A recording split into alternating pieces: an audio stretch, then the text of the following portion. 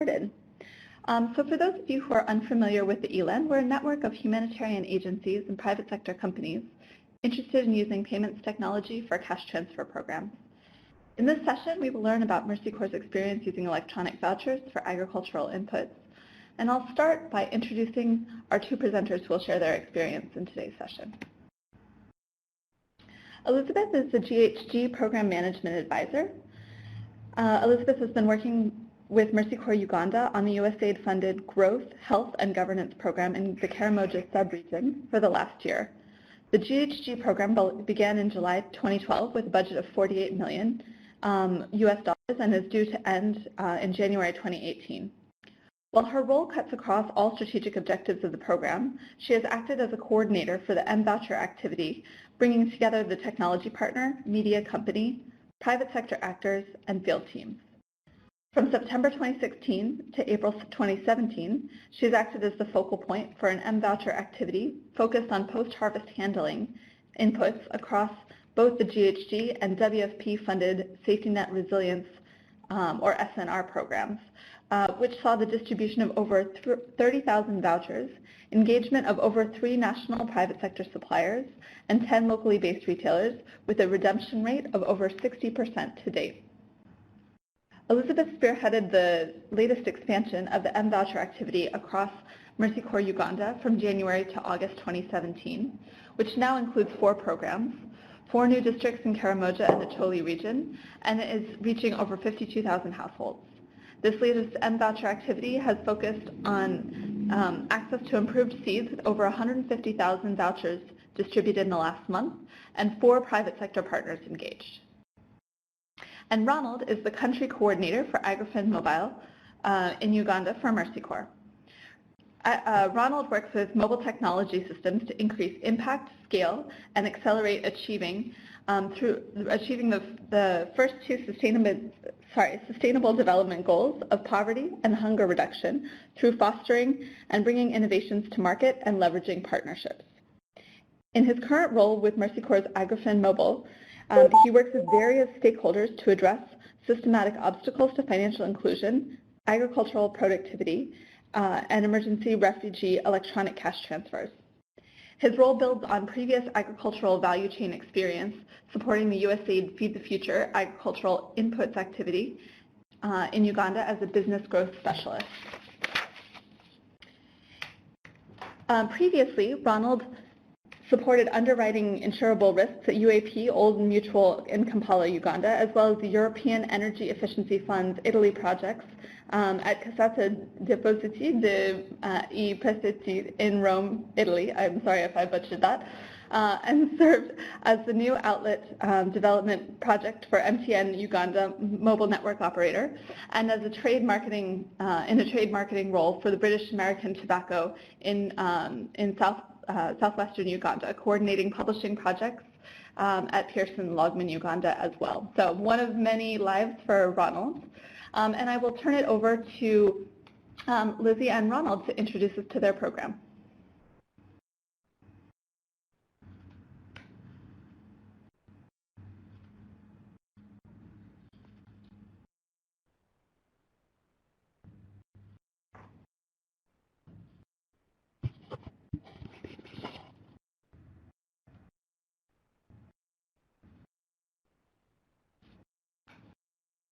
Lizzie and Ronald, you can go ahead. Is your mic working?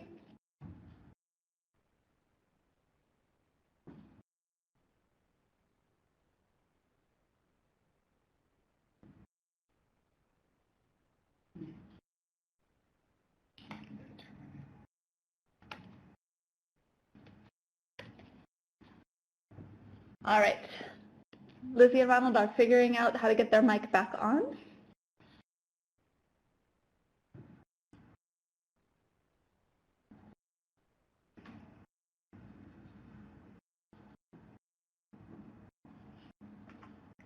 There's always something with these when we're joining from all over the world, so thank you very much for your patience.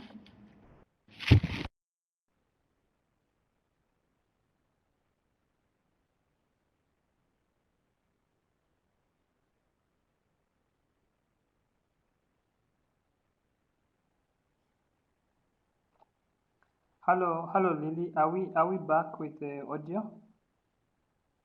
Yes, we've got you now. Go ahead, Ronald. Thanks. Sorry, we reconnected it. Good morning and good afternoon and good evening.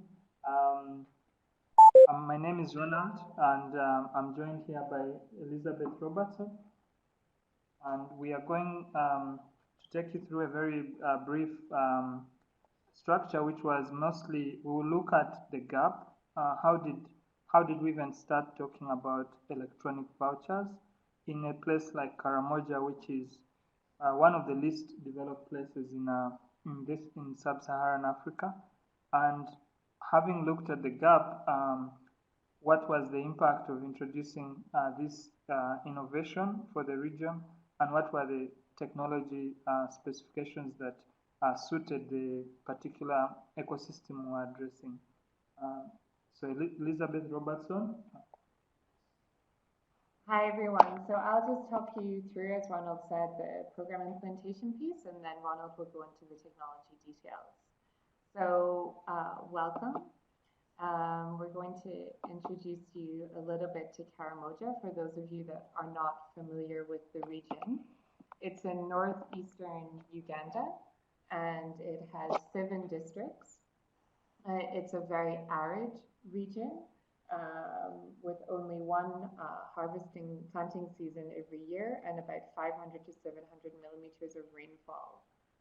Therefore, harvesting season, because it only comes once a year, is hugely important. And so what we identified in the GHG program, which is the Growth, Health and Governance program funded by USAID, is that there's a lack of access to improved seeds in the region and also suitable post-harvest handling equipment.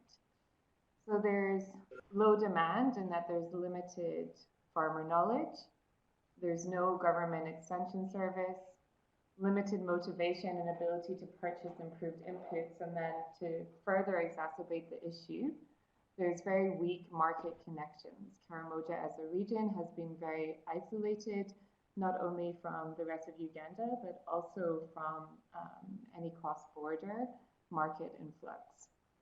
There's also been a limited ability of local market actors such as agro-dealers or input dealers to stock up on these improved technologies and improved seeds. So the Growth Health Governance activity has taken 3 steps towards tackling these issues, one of which is trying to build an extension service through agricultural extension workers, and where possible linking them to existing agro-dealers. The second piece was to implement a mobile voucher scheme, which provided, I'll go into more detail, but it provided a subsidy on inputs, including improved seeds and silos and super grain bags for post-harvest handling. And then the third piece to stimulate the supply was a little bit of market facilitation through the issuing of credit guarantees to national level suppliers here in Kampala to reduce the risk of them going into business with our agro-dealers who have limited to no credit history. And it's a very remote, far region that's difficult to access. And so for the moment, there's no national market suppliers really present in Karamoja. And so I think we're going to hopefully show you a little video that outlines some of the issues I've just discussed and how we launched the mobile voucher scheme. In Uganda, 80% of the population depends on agriculture, majorly driven by smallholder farmers who struggle to feed themselves. They have limited access to financing to enable them buy seeds and farming equipment. Most non-profits and development agencies are trying to support farmers using paper vouchers. Farmers redeem paper vouchers from an agro-dealer who in exchange provide them with seed. The agro-dealers have to travel long miles to the NGO to redeem their payments after farmer redemption. In some cases, NGOs will delay payment to agro-dealers because of unreconciled reports. Innovate provides a better way to handle this. With Innovate's e-voucher system, farmers receive vouchers from NGOs, which are redeemable from an agri-dealer. The only big difference is agri-dealers now use their mobile phones to redeem vouchers using a USSD menu. Agri-dealers verify each voucher and redeem it in real time, instantly getting paid and providing seed to farmers. Innovate solution provides a management information system that helps capture and track all data entered by the agri-dealers in real time, making it easy for organizations to track farmer information, reports, and redemptions. Information gathered from reports helps in the decision-making processes, such as what seed to invest in more and how to help agri-dealers gain from their customers. Innovate. It's happening now.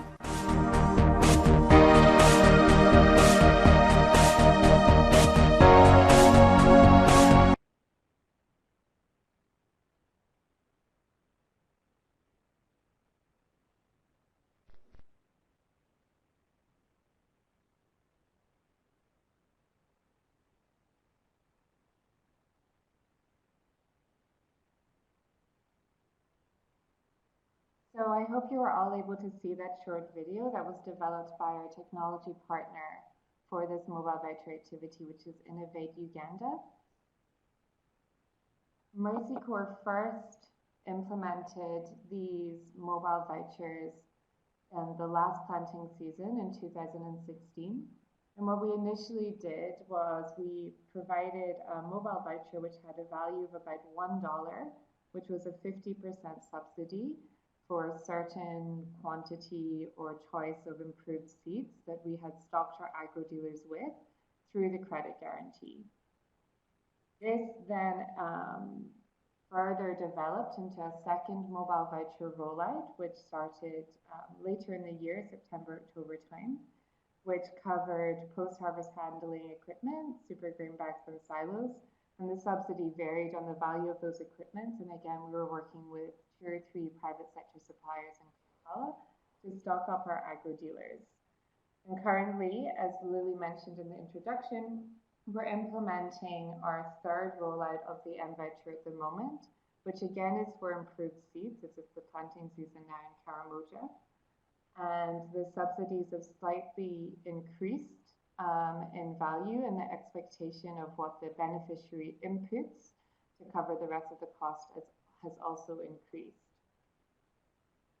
So to put this in motion, we worked very closely with Innovate, who supported us to train the program's identified agro-dealers and agents.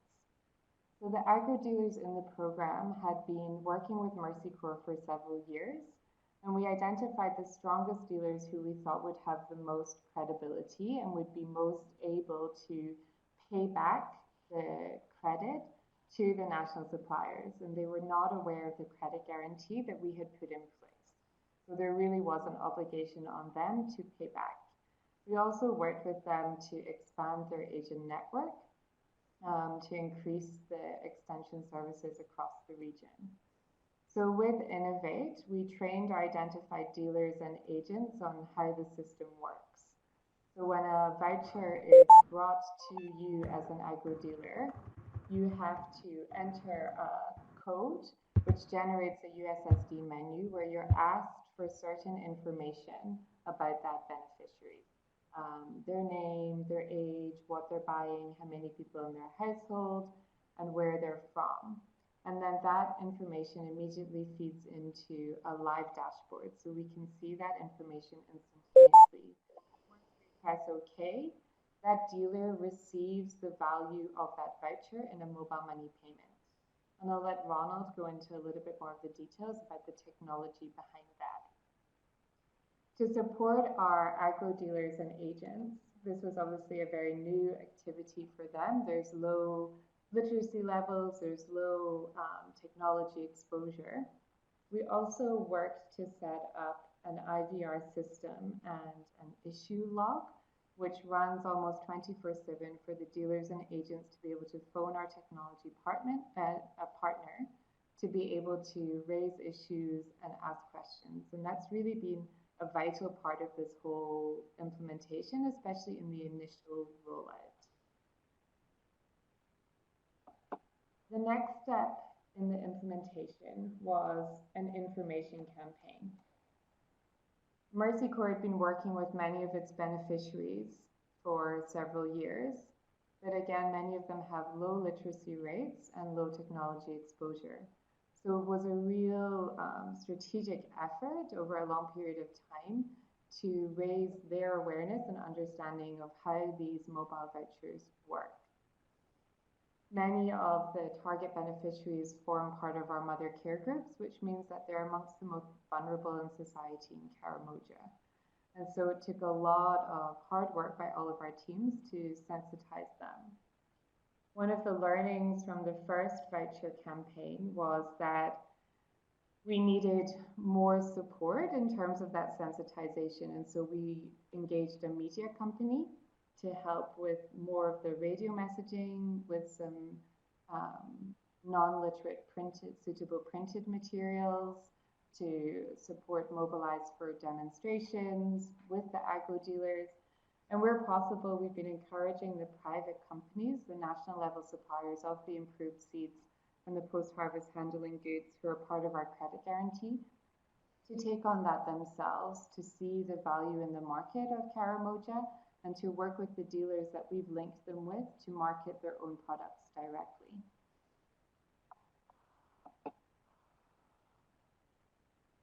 So to date, we've had over 42,000 vouchers redeemed. After the initial rollout, 79% of farmers that we surveyed reported that they would buy improved seeds again in 2017. We're working with 10 agro dealers now who now have an improved credit history and are able to expand their business. And we've engaged 6 national level input suppliers who now can really see the value in the market of Karamoja and have an existing relationship with the agro dealers and will feel confident to supply them with credit beyond the lifetime of GHG. So what did we learn? Mobile money has improved the cash flow to the agro dealers. So every time a voucher is redeemed, the agro dealer's account is credited. This increases their ability to place more orders with the national level suppliers, to expand their business in other ways, to expand their agent networks. The agro dealers, despite perhaps some doubts, did repay the national level suppliers. So to date, we've not had to actually engage our credit guarantee at all. This has really been an initial step to get the national suppliers to enter the market of Karamoja, but we're hopeful that going forward, that trust has been built, that relationship will continue. The real-time dashboard set up by our partner Innovate allowed us to see real-time information about certain geographies where redemption was maybe low or high, and it allowed our teams to go and to mobilize on the ground and to understand, are there potential issues?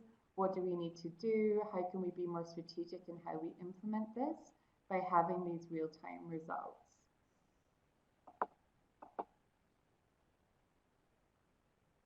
We also learned that this approach is highly scalable. So in the last year, we've expanded from distributing maybe 30,000 vouchers in just 3 districts of Uganda.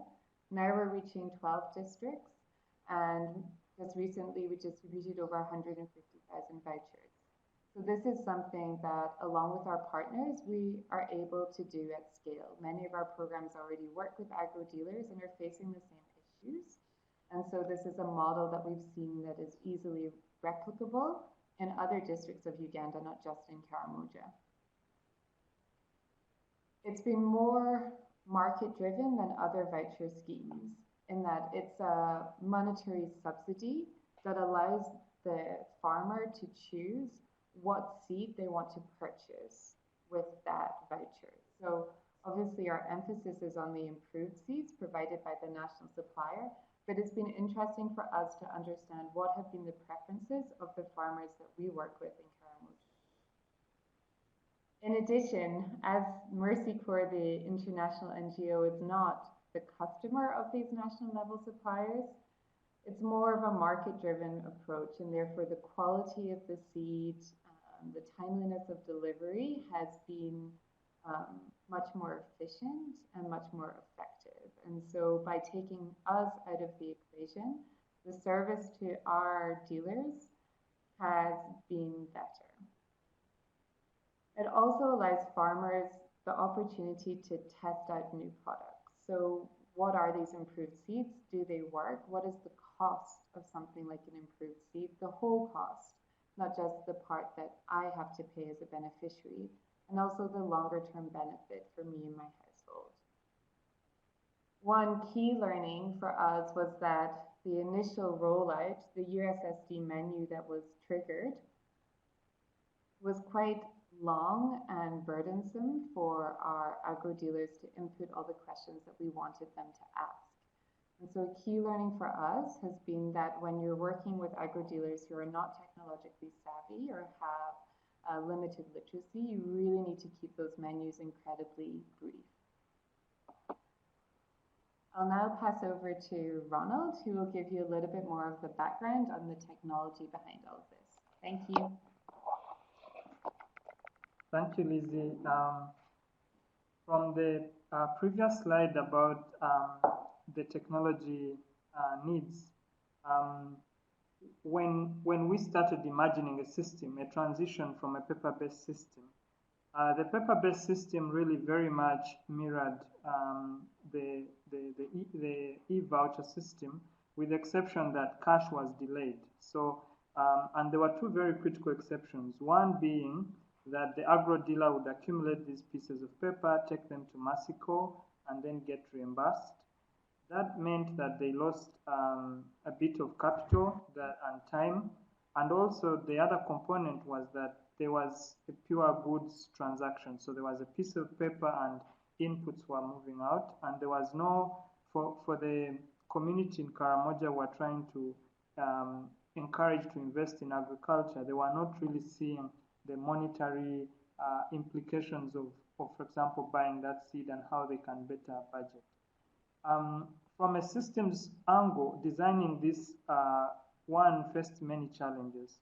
One being that with most e-vouchers, usually the beneficiary is somehow expected to have some kind of technology or a handset in this case. With Karamoja, generally Uganda has about 54% penetration of mobile phones, and Karamoja is on the lower end, which is about 10 to barely less than 20% of the population have a handset. And given that we are targeting the vulnerable community, it really meant that whichever e-voucher design we were thinking of, it was not going to be one where the beneficiary is expected to hold the technology. Of course, it's desirable in those cases because then it becomes easy to implement. So we moved to the second layer and said, how can we use the agro dealers who have phones to actually be part of the system and do some validation of the vouchers?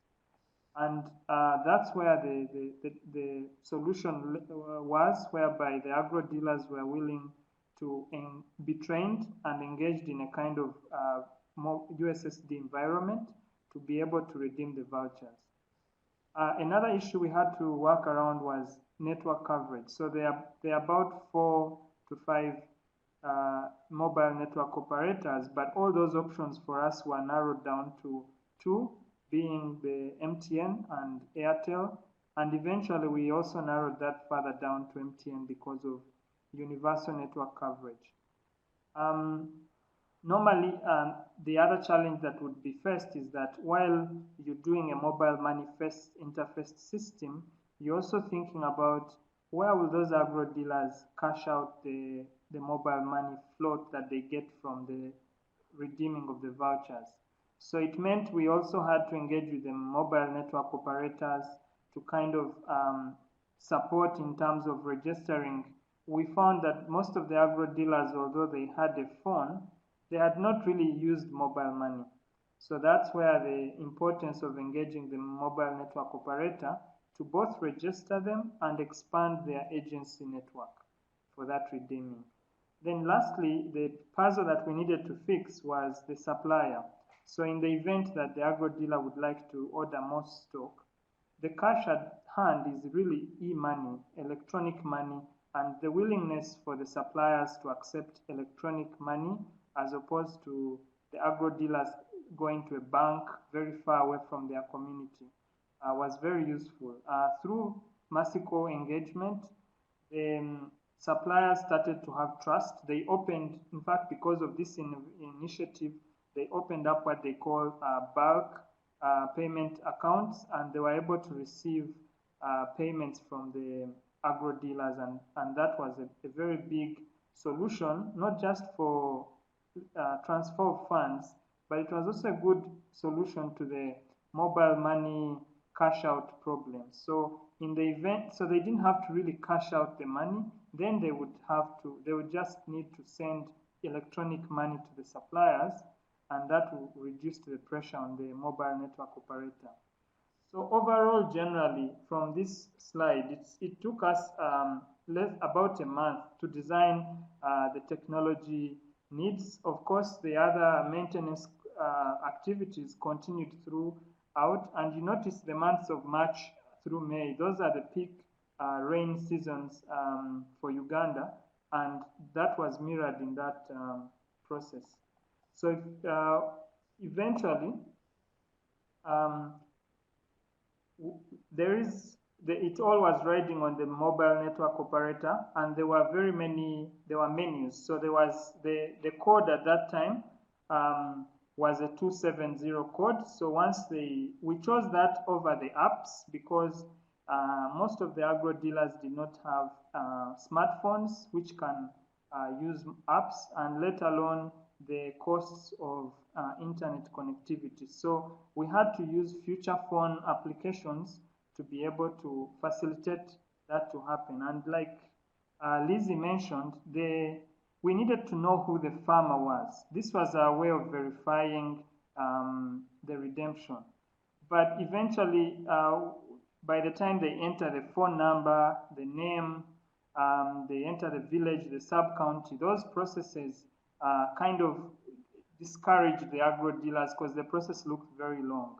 And later on, we found solutions, workarounds to kind of reduce that need. And that workaround was, for example, at the point of issuing the vouchers, we would register the beneficiaries, and that unique identification for the voucher would be triggered the next time that the agro dealer is redeeming the voucher. The moment they enter that voucher code, then the two sets of data immediately are synced, and we're able to capture as much data without having to put a long process for the agro dealer to redeem.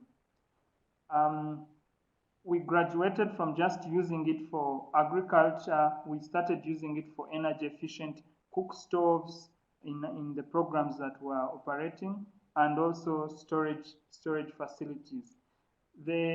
The advantage is that the ecosystem, we knew the system works because before we were really in the test phase, but by now we had confidence that there is good enough room for USSD and feature phones to perform this function, and that the integration was happening with the network providers because there is a USSD, there is mobile money, and the two working together was very, very critical. Now, this is just a few screenshots of what those menus decisions could be. After dialing the USSD code, you'll notice on the screen that the USSD code has changed from the previous code that was used, which is a very key outcome. For example, when we started, we used the USSD code of *270*65#. One of the challenges we found with it is that we rented it from a third party, and the integration of that third party with the network, mobile network provider sometimes was not so good. So it caused some days of delays of redemption. It caused some error messages. So thanks to our the business case we had presented in the first voucher, Innovate, our partner, was able to go directly to the mobile network operator and request for direct integration. So as I speak currently, for all our voucher projects, we are integrated to the very code that MTN Uganda uses for mobile money transactions. The benefit with that is that it's more secure, robust, but interestingly, it's also free. The previous one, the mobile network operator would charge a minimal fee of Ugandan shillings 210, but now with this direct integration, we save costs both from the third party and also from the utilization of the codes. So the dashboard was also a key component. Lizzie already mentioned it. This is how it looks like. The URL is mobilevoucherapp.com, and the program has grown beyond being the USAID program, because now we have the MasterCard, for example, founded dynamic project that is now also utilizing that under goal. We have UKAID projects and BREAST, and we have WFP programs, which are mainly about storage facilities, and of course, Innovate, our partner. Now, this is an example of the equipment dashboard. You will notice that it has all these reports are customizable, and that's the beauty of the solution, that we are able to, within a click of a button, know in real time if a farmer redeems this second, in the next 2 seconds, if I refresh the dashboard, their data will be captured. So this is the second phase of the e-voucher after we moved from just ag in the first rainy season. This one was more towards the end of 2016 when we did equipment. Eventually, now with the complexity of different products, different programs, because previously we were just redeeming legumes, cereals, and vegetables, but now we are redeeming all those three for almost 4 to 5 different programs. So the values of each program and to what they regard as the value of the voucher varies. So we are able to contain all those different attributes through making sure that the decision trees are correct. So if somebody chooses the dynamic MasterCard project, then they are able to, within that, have unique prices for vegetables. And all those codes are pre-entered, so it means that anybody else cannot just use the same code. And also it means that the agro dealers are pre-registered, so not any agro dealer can utilize the same menu. These are some of the charts. We are able to know what time of the day that people redeem the most. Currently, Innovate basically keep telling us, ask us any information need, and we'll craft the report that you can capture in real time, because all this data is coming into the dashboard, and now Innovate's role is just to organize it in a format that can help us make better decisions. Thank you very much. Great. Thank you very much for presenting. This is super interesting. We've had a couple of questions come in, but just as a reminder to all of you who are listening in, please ask your questions in the chat box. So our first question came in from Nick, and he was asking if there was data on the percentage of improved seeds versus regular seeds that were purchased by beneficiaries, and whether beneficiaries use their own money to purchase additional improved seeds. I saw in the last dashboard there was some information about seed varieties, but maybe you can dig into a little bit more what you were able to tell from the data you were collecting. Hi, thanks for the question. So maybe it wasn't entirely clear, but the vouchers are restricted in some way towards improved seeds. So there is a trust relationship there between our dealers and our beneficiaries, that the transaction is for improved seeds only, that have in large been provided by the national suppliers that we're working with. And then I think was the second question about the type of improved seeds. So that's information that we're collecting through the USSD menu. So we can see exactly what variety within cereal or legume or vegetable. And then we can, in theory, reconcile that back to which supplier by working with the dealer. I'm not sure if that answered your question. Great, thanks. Our second question was more about the technology, and Hamilton asks if the majority of agro dealers were already using mobile money wallets and if they knew how to use them before the program. Thanks for that question. Most of the agro dealers really weren't using mobile money wallets. So for them, it was part of the training. Immediately, the 1.0 of the training was mobile phone literacy, based on the first study we made of the group that came to the training. So eventually now, of course, they have gone on to be very as sophisticated as anyone needs, in the sense that they get their, for example, mobile wallet statements from the MN mobile network operator. They make payments directly to suppliers, and they are now comfortable with the use of the mobile wallets. Great.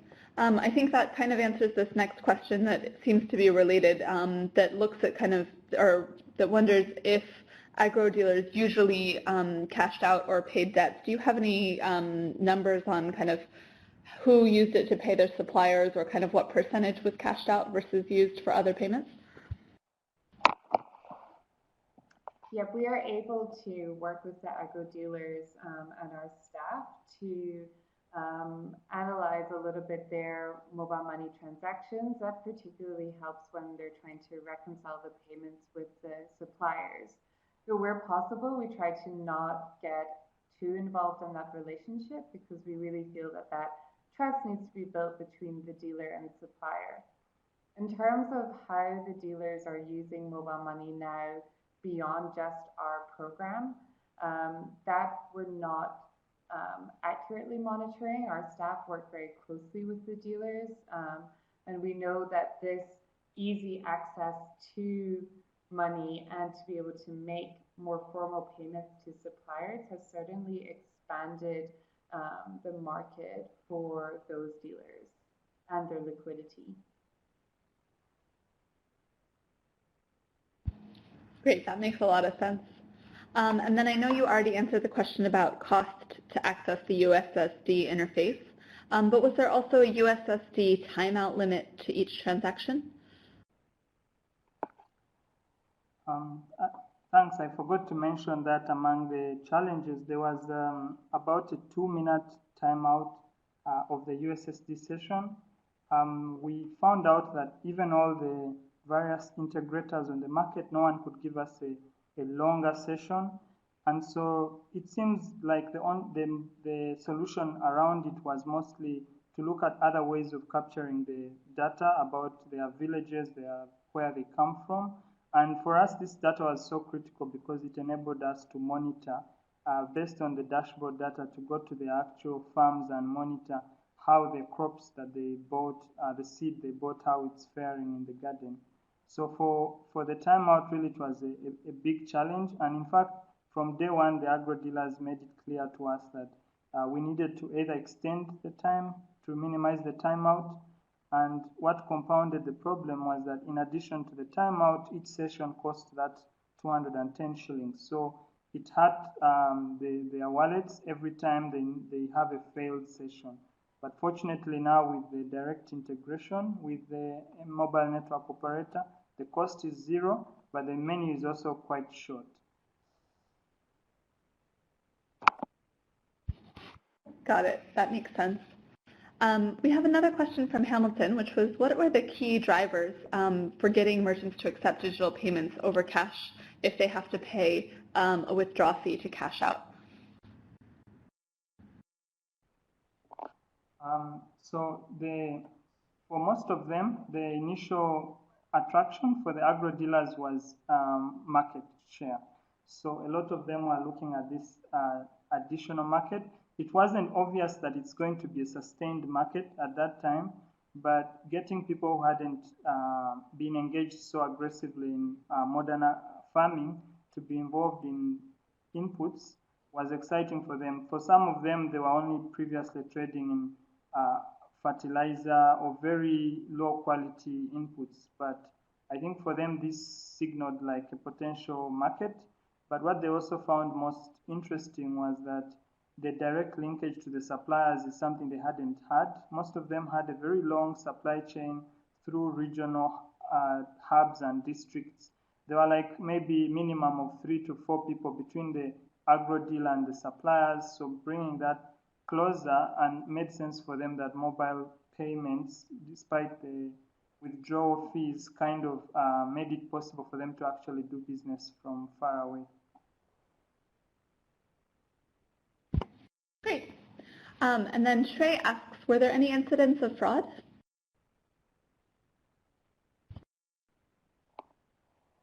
So although we had no default at the agro-dealer level, there was one agro-dealer who had challenges with their staff. So in the effort to expand, she opened very many outlets, and all those outlets were eligible to redeem vouchers.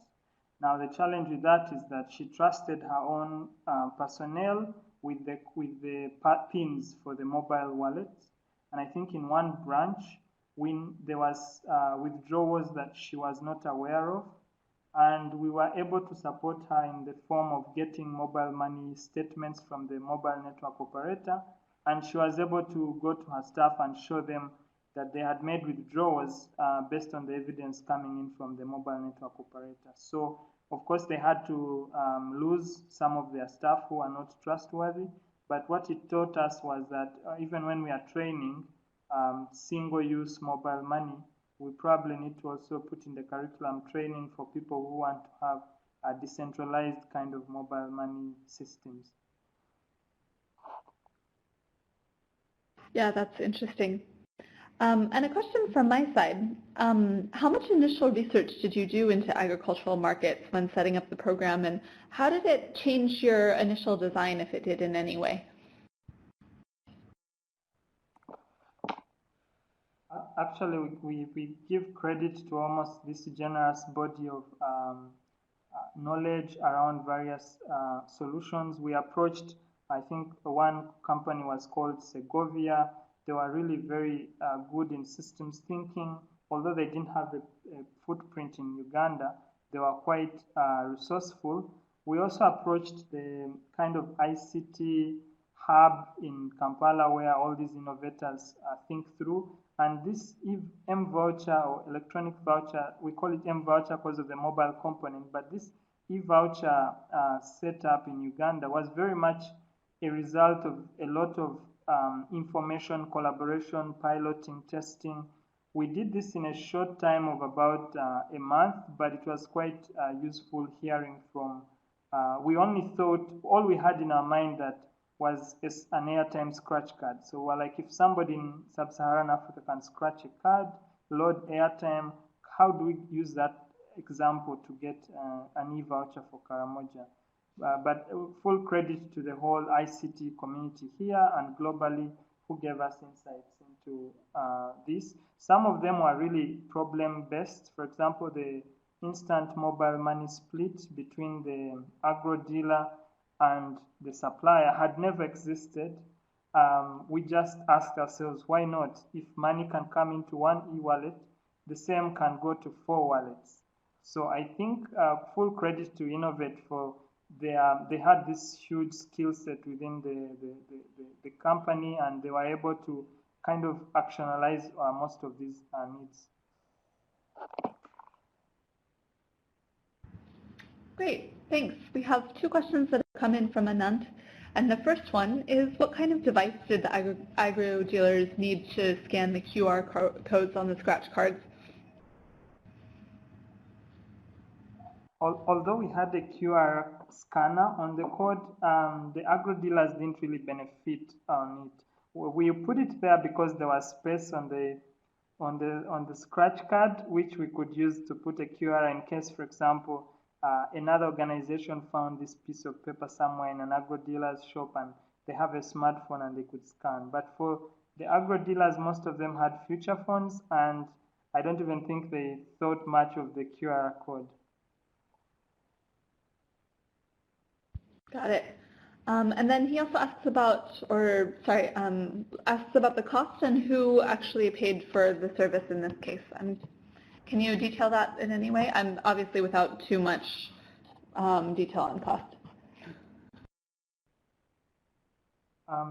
So the farmers had a 50% contribution to so there are many costs. There is the IT infrastructure.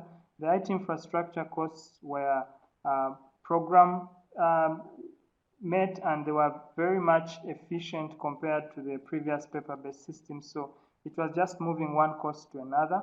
So the infrastructure and USSD menu development was very, for us, cost-effective because we have run three vouchers, and right now the third is being leveraged on by 4 programs. So when we go very close in detail, we find it's very much cost-efficient compared to other alternatives. But the actual costs of the inputs was the farmers contributing 50% of the cost of the seed, and the voucher contributing the same. The split changed when it came to equipment. It changes per program now that we have this complex 4 programs into one USSD ecosystem. So I would say that the actual cost share varies per item and per program, but in the initial one that we really anchored on to learn, it was 50%.